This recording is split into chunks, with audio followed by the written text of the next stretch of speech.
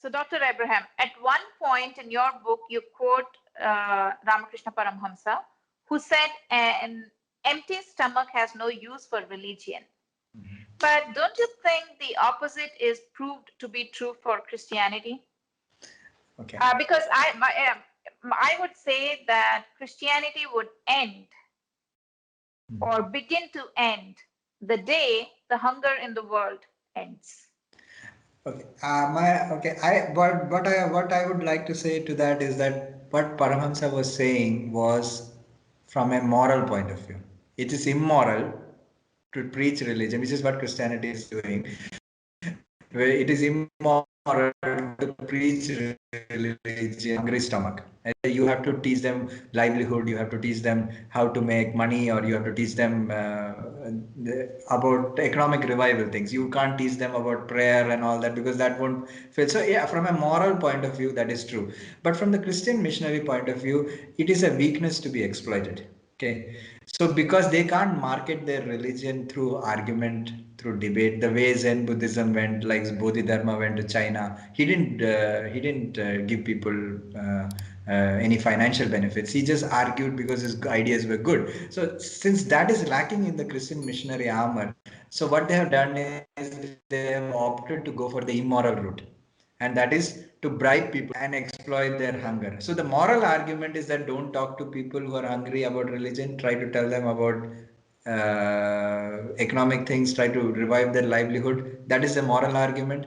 And the immoral thing to do is to go to the poor and exploit their poverty and try to push your religious agenda. So Yeah. at a moral level, I would agree with some what Ramakrishna Paramahamsa said, and what the Christian missionaries are doing is what is basically immoral. Do what Zen Patriarch did, Bodhidharma did. If you have it Correct. in you, Correct. come here, come to India and give us an idea.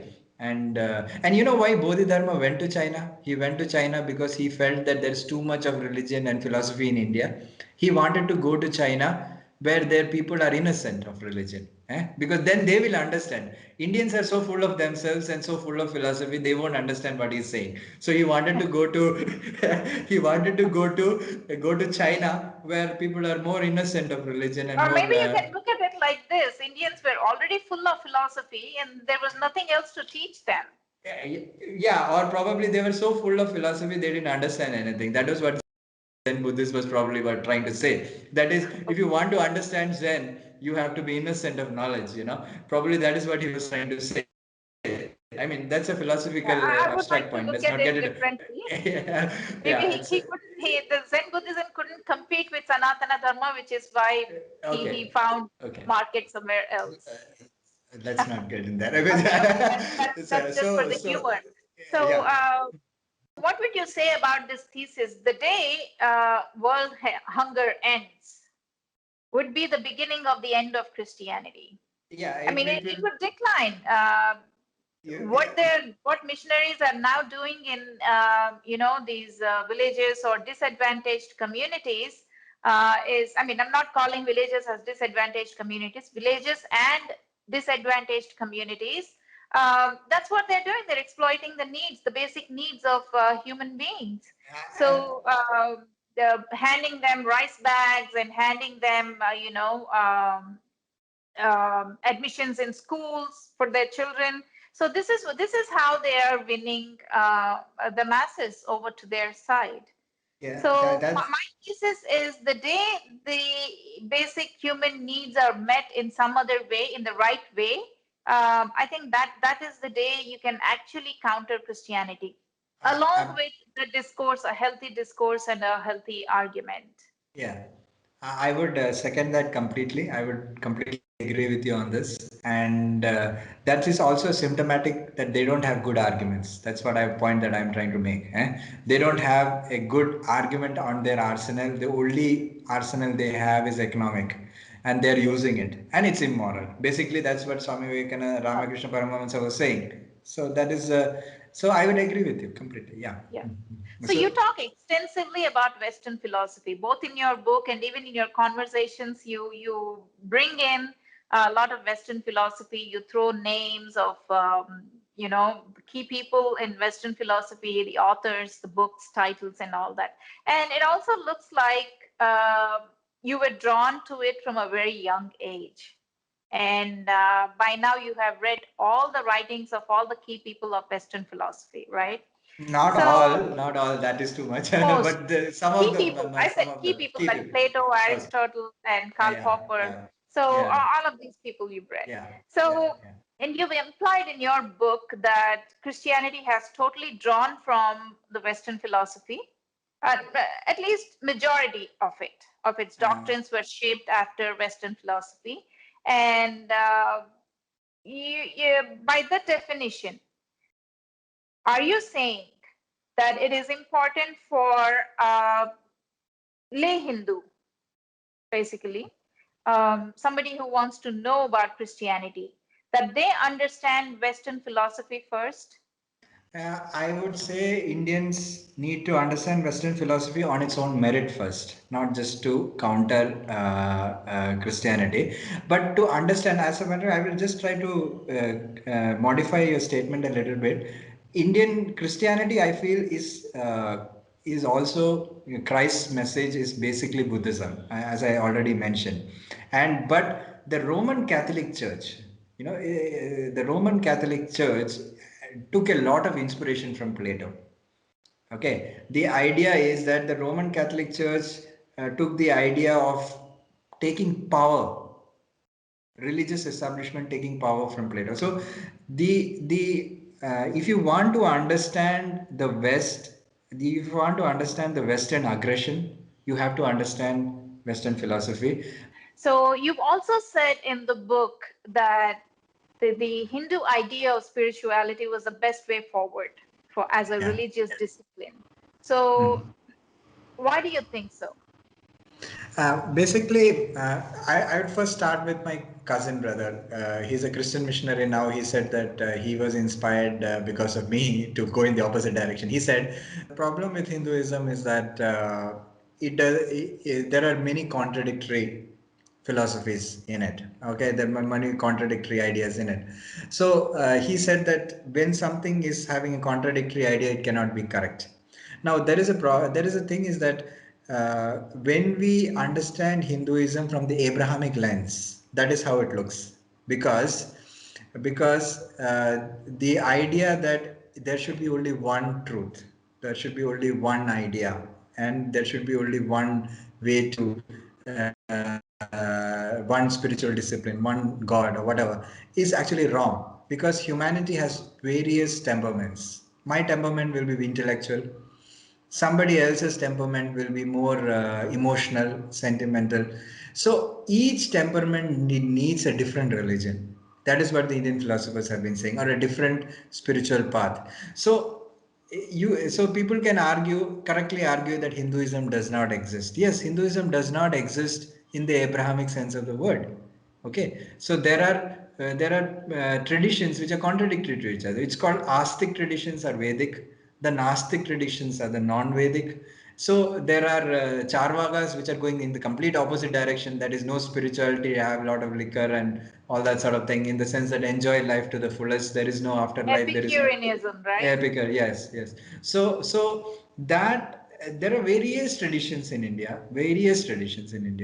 and they will contradict. Like for example, Buddhism says moksha is towards nothingness, or an Advaita will says there is oneness, or there is one God. Okay, so there is nothingness, there is oneness, there is dualness. So there is different ways of looking at the same thing. Or Jains will say everything has a different soul. Every being has different souls, multiplicity of souls. So the idea here, what I'm trying to say is that uh, there is no one size fits all. Okay, so that is one thing that Indians have understood millennia ago, and unfortunately that knowledge has been upended by the Abrahamic idea of using force, using state power. That is a very important topic to understand, the relationship between state and religion, and using state power to force your views on others. And thankfully Indians didn't do that. and we have to revive that tradition. We shouldn't seek uniformity in the sense that, in order to fight Christianity, or in order to fight the Abrahamic onslaught, or the Western, or the communists, or whatever, all the cultural onslaughts, we don't need to, lose out on what is good in us, good in the Indian idea, that is the celebration of diversity. Let's not try to, there is one quote from Friedrich Nietzsche, is that when you stare at the abyss stares back at you. What happens is that when you start to fight something evil, you become that evil, because you want to fight it, you want to learn all the dirty tricks, and you end up doing all the dirty things that you are fighting, and you end up becoming the people you fight. And like, for example, this happens very commonly when people fight a dictator. They formed an armed group, they form an armed rebellion, and then they overthrow the dictator. Then what happens? The guy who was leading the armed rebellion will become Becomes the new dictator, good. and he continues the same atrocities that he was fighting against one day. I mean, this has happened so commonly, and I think that the ideological fight that Indians have to do, we have a responsibility not to become like the Abrahamics. And to a certain extent, we are becoming like that. I don't blame that, because that's human nature. So when you want to fight, in Malayalam we say "mullu ne mullu ondu edukka." That is, you take a throne using a throne. Oh, Eh? So if you want to take out the throne, you want to become a throne, and you want to take out, fine. Some of the practically, that all those sort of things happen, but we have to be careful that one of the greatest beauty of India is the celebration of diversity, and not to try to form an Abrahamic version of Hinduism, and that would be sad if it absolutely. happened. If, Absolutely. I'm if so in agreement with that. uh, Yes. So I'm someone who believes that every person born on the face of our planet must give back to it according to his or her physical and intellectual capacity. So you have had a blessed life with the exposure you were given as a kid, the books you have had the advantage of reading, the education that you were privileged to have. So, how do you intend, if at all you do, to give back to the world that you have taken so much from? First thing, okay, thank you for asking that question. The I have formed an NGO called Rishi Foundation. This is my book, The Philosopher Volunteer. So my way of giving back is basically that I would like to propagate volunteerism. That you can volunteer by giving part of your time. That is what I am doing. I am trying to propagate sustainable agriculture. I am trying to propagate primary health in my spare time through Rishi Foundation. And Rishi Foundation recently planted 80 trees in our medical college campus. So we are trying to give out. That's one thing I am trying to do. Second thing is that I want to integrate at a philosophical level. I want to integrate three things: the Indian philosophy, the Western philosophy, and the philosophy of empirical science. The three things. The 21st century should be an integration of these three philosophical. Indian philosophy does not have all the answers. I don't agree to that. There are certain aspects of life which Indian philosophers generally, Chanakya is one exception, generally have ignored. And that has to be, and that is what Westerners didn't ignore, and that needs to be focused on. And the idea of the Socratic dialogue, Socrates, whom I describe as the anti-guru. India is full of gurus, and Socrates is the anti-guru. So India needs to get What introduced would to. you explain that? What does anti-guru mean? Okay, there's the guru means that everybody wants to teach. Okay, everybody wants to be a guru. eh? If I know something, if I know something, I want to teach.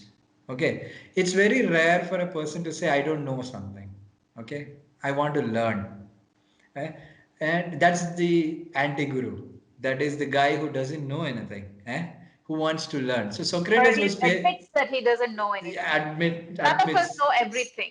none of us know everything. So what was great about Socrates was that he didn't write a book, he didn't have a philosophy. He just went to we don't know how Socrates thought. I mean, it's called in the Western literature, it's called the Socratic problem.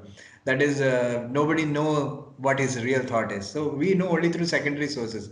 What happens is that he went to the streets of Athens and he used to ask questions.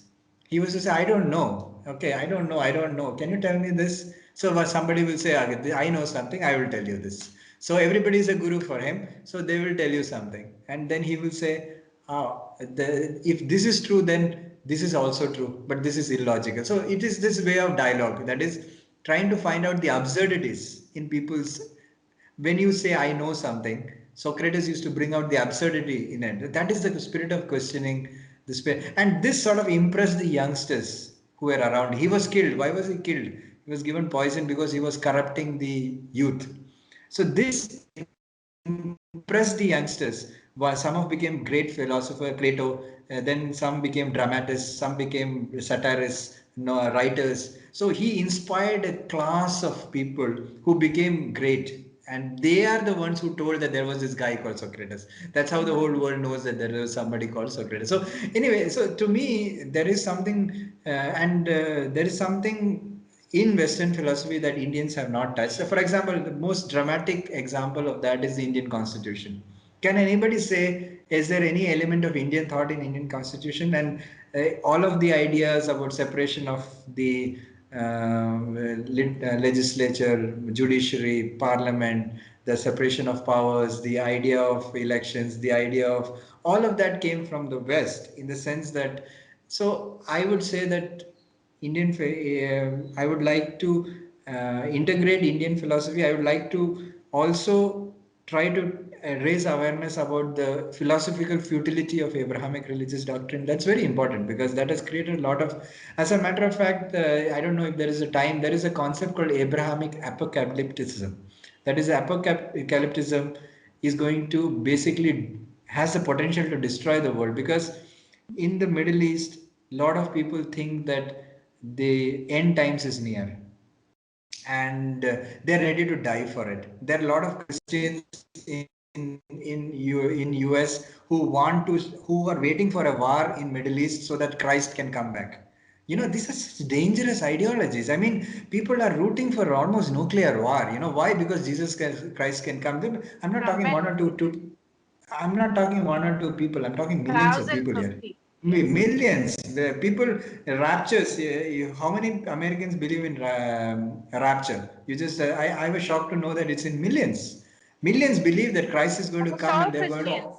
Christians believe. Most of them. Yeah, Conservative, if, fundamentalist, conservative Christians believe. yeah, besides that, the average lay Christians don't even know what a rapture is. There are millions of Americans, not in India, millions of Americans who are looking forward to rapture, and they support Israel and they support the conflict in the Middle East only so that there is a war in the Middle East, so that Christ can come. So the Iranians are waiting for a war in the Middle East to fight the Israelis so that Mahdi can come. The Sunnis are doing that. So imagine Christian fundamentalists, the Sunni fundamentalists, the Shia fundamentalists are rooting for war. Okay, and the amount of damage Abrahamic religious doctrine has done in the world is immense. I mean, it's unspeakably great, and only thing that saved the world from that was Enlightenment, European Enlightenment, and now Hindu revivalism is the next challenge for that.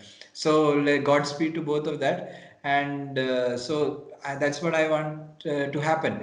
I support Hindu revivalism for the simple reason that I want Abrahamic religious doctrine to be weakened, and also in an ideological perspective, a better appreciation of Western philosophy, better appreciation of Socrates in India, for example, a better idea, better dialogue, better conversations. How do you intend to facilitate those conversations, those debates, and how do you intend to weaken the Abrahamic doctrine and support Hindu revivalism?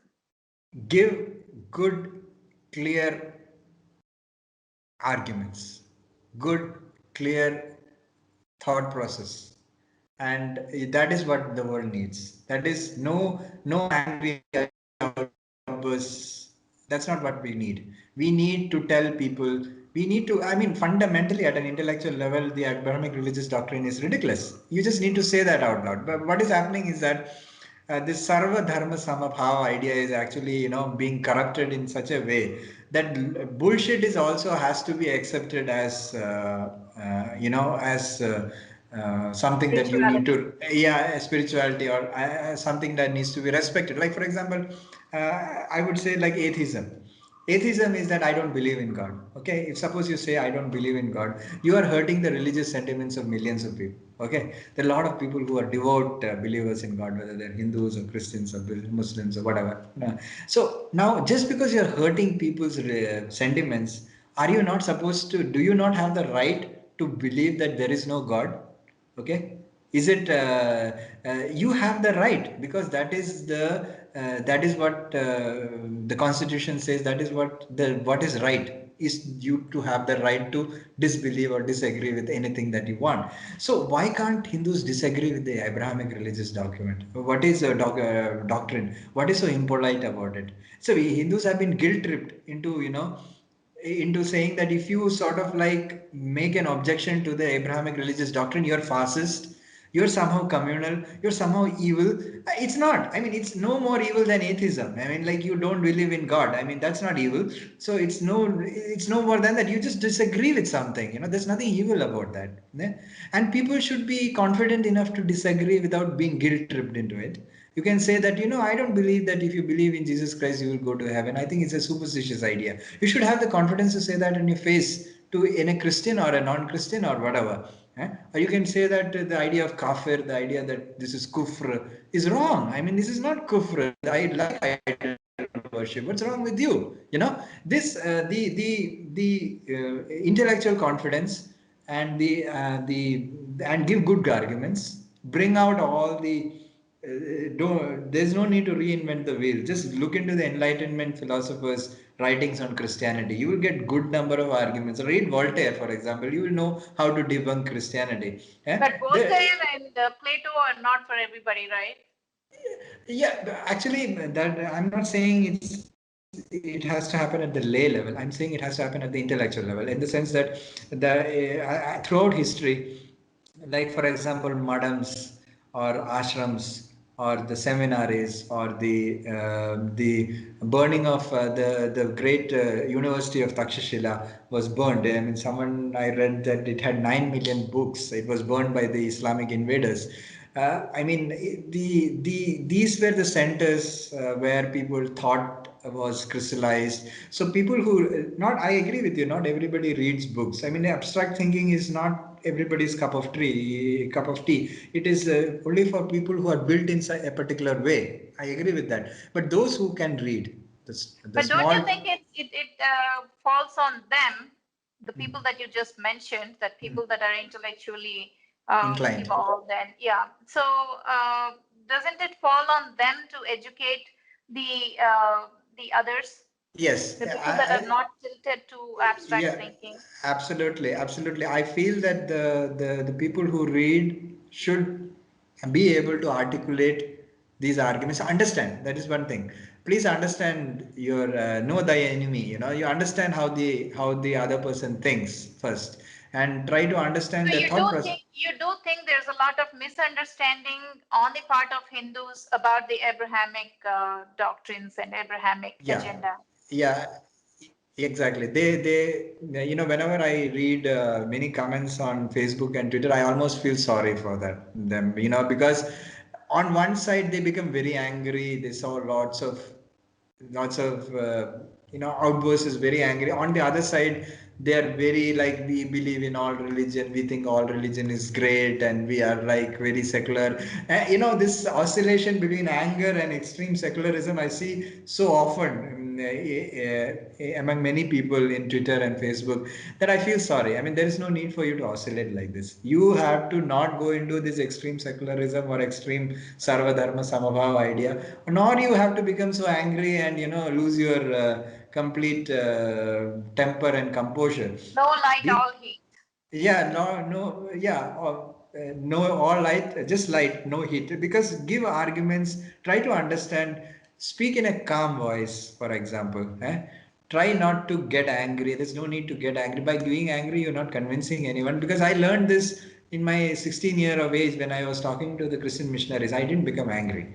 I was very calm. I was very calm and I asked them very calmly all the questions that I needed to ask. And I was hitting them. Even my uncle, who was listening to my conversation, when they left, he congratulated me. Robin, you did very well. He was that like that. So what I'm trying to say is that we need to, the people who read and write need to give good arguments, need to understand the opposite side, their point of thinking, and then tell them the world that this point of thinking is wrong. And there is no, and shed this idea of sarva dharma samabhava. Some samabhava, this is not samabhava, the bhavas are different. When you say that, you believe that only if you believe X will go to heaven, non-X will go to hell, it is not a dharmic bhav, it is a wrong bhav, because you are saying that even if you are a good human being, you will be in hell because you didn't believe in Jesus Christ. I mean, that makes Jesus Christ into a monster in my eyes. Why Correct. you believe, egoistic monster who "Hey, believe in me or you are in hell." I mean, Correct. that's ridiculous. That's not dharma. That's dharma actually. And so Yeah. there is no sarva dharma samabhava here at all. So there is no need to get angry. Just say it out loud that we don't agree. I mean, nothing is going to happen. Atheists do that all the time. They calmly point to the theory of evolution and say, look, there isn't God, and look, there isn't all your deities. They make fun of the Hindu worship of Shiva's phallus. How can you worship a Exactly. genital organ? Fine, their view, their opinion. You can have But your they do, opinion. they're not afraid to call out loud. Yeah, they're not afraid to call out loud, and they say it in humor, they say it nicely, say it in the same humor, say it nicely that you don't disagree, you don't agree with the Abrahamic religious doctrine. Why give anger and why say give all these threats and which you are not going to carry out anyway, all this violence. You threaten Correct. because to fulfill your impotent rage, you type out on Twitter or on Facebook things that you will never do you would most probably never do in life. And why do you do that? And spread all this. People will take screenshot of that and send, and see how evil monsters are out there. And Yes. you feed the narrative. You feed the narrative because, as I already mentioned earlier, it's the egos that are getting hurt, and which people are extrapolating onto Hindus and onto others and telling their farces. And their egos are hurt because their ideas are being called out. And so, as I said earlier, perfectly gentle, nice human beings are being called fascists in this country. Very Yeah. sweet human beings. You will feel like, oh, how can you call this guy a fascist? Correct. So all these sort of nonsense is happening, and the trolls on social media are actually, unfortunately, not helping the matter. So That's it. I really hope, I truly hope that you will be able to make a difference, and all the learning that you've had the good privilege of. Um, And I hope that you will be able to give it to pass it down to people that haven't been so advantaged and so privileged to receive. So I hope you succeed in this endeavor, thank you. and good luck with your Rishi Foundation. So viewers, that was Dr. Robin Joseph Abraham, who proudly calls himself a pagan today. He is open to a conversation on his social media handle, the Twitter handle, which is at Robin Joseph ABR1. And his book, The Philosopher Volunteer, is available on Kindle Books. Thank you all for watching. I will see you in another episode. Until then, namaste.